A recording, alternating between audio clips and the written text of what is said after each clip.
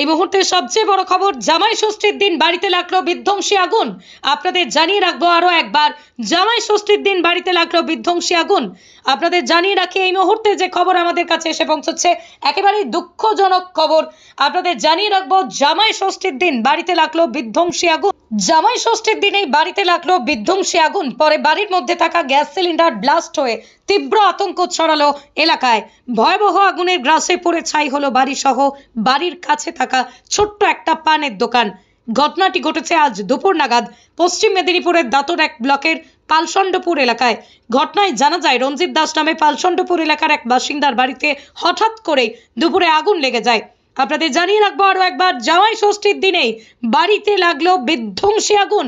ঘটনাটি ঘটেছে আজ দুপুর নাগাদ পশ্চিম মেদিনীপুরের দাঁতর এক ব্লকের পালসন্ডপুর এলাকায়। নিজেদের জীবন রক্ষার্থে বাড়ি থেকে সবাই বেরিয়ে এলো, বাড়ির মধ্যে থাকা সমস্ত কিছু পুড়ে ছাই হয়ে যায়। আগুনের সর্বোচ্চ ভয়াবহতা লক্ষ্য করা যায় যখন বাড়ির মধ্যে থাকা গ্যাস সিলিন্ডার ব্লাস্ট হয়। সেই সময়ও ধারে কাছে থাকা এলাকাবাসীদের মধ্যে আতঙ্ক ছড়িয়ে পড়ে। প্রাণ বাঁচাতে সবাই এদিক সেদিক ছুটতে থাকে।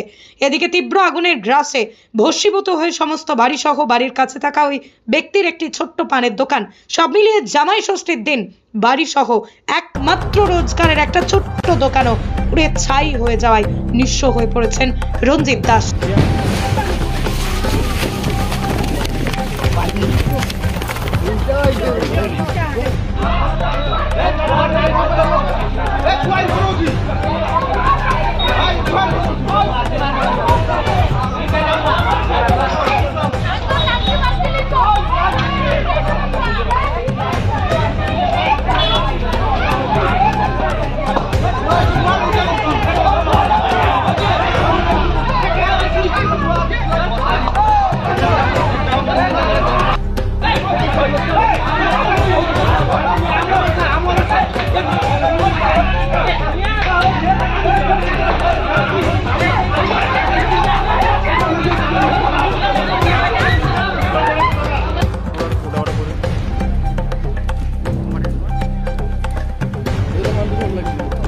হাতের মান ধরে ঝড়া লাগছে